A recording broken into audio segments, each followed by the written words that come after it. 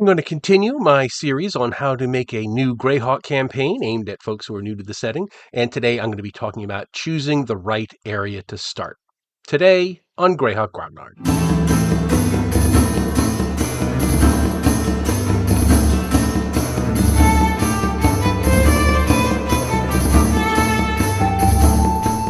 Okay, so the first thing you need to do is to find a location.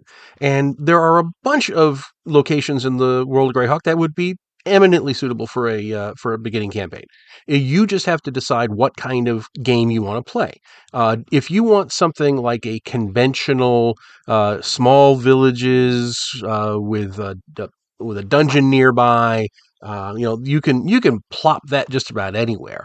You might want to think a little bit about where you're going to go with the campaign, but I mean that's basically what you have here in the Cron Hills and Verbabank and the city of the village of Hamlet.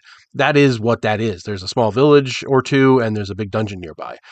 You could do the same thing here in Highfolk, which has the advantage of having a big forest and mountains and a town and some villages all nearby. It would work great. For that sort of game. There's plenty of opportunity. I'm also a fan of this region here, Blemu. If you want to be facing a lot of humanoids, orcs and gnolls and hobgoblins and stuff like that, that's a great place because there's a conflict happening between the humanoids, and then the humans are moving back and pushing them back. But there's two different kingdoms that are struggling against it. So you could bring in a lot more than just, a village is threatened by some humanoids who live in a nearby layer. You could really start to grow with that.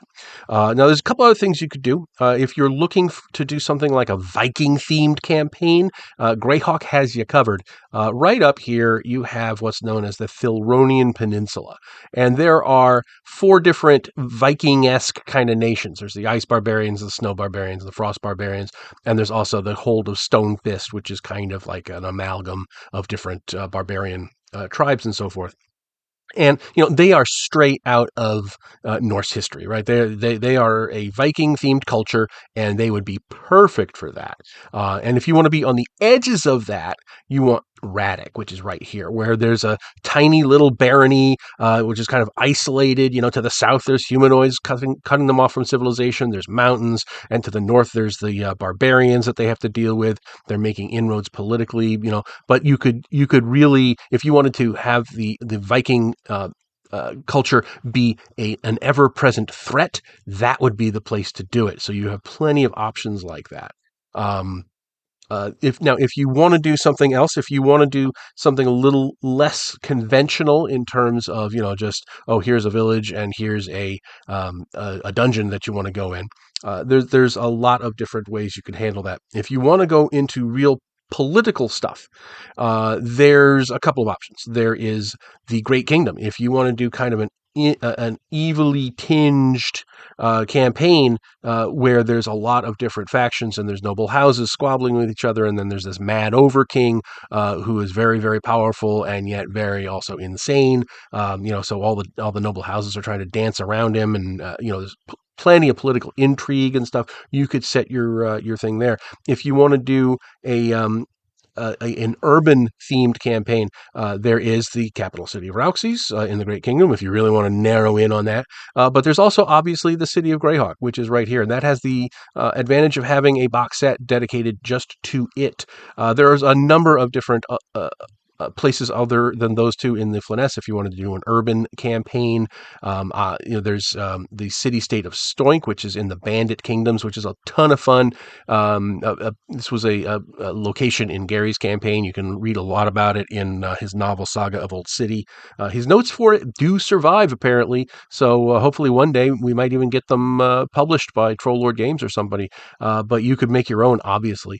There's a number of large cities if you wanted to do something more urban. There's the city of Irongate, which is going to have a lot of dwarves, and it's involved in the wars between the Great Kingdom and the Iron League. The Iron League are these countries down here, which are kind of allied against the the Great Kingdom. So if you want to do something more military, you could set a campaign down there. So, there's a lot of places to go, and it all just depends on the kind of game you want to play.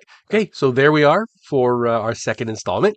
When we come back next time, we're going to be talking about starting small. So hope you enjoyed this one. Let me know what you think in the comments, and I will talk to you all later. Thanks for watching today's video. Please remember to hit the like button and subscribe to the channel. Below you'll find links to my Patreon, which helps make these videos possible. You'll also find the web store where you can buy my books, and my blog where you'll find all sorts of free downloads and other articles. Thanks, and have a great day.